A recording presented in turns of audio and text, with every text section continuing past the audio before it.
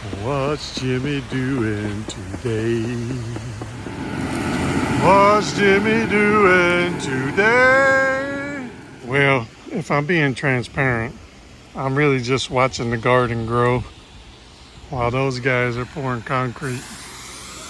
But today, praise the Lord, we should have a slab.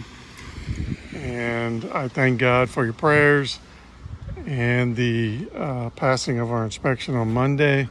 Look at them radishes go. Look at them mustards go. Look at them carrots.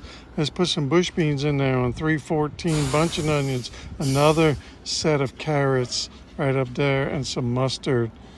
And I'm using these hollies as kind of a little surrounding to keep the deer out until I get over here and I can get something more permanent. And that's what Jimmy's doing today.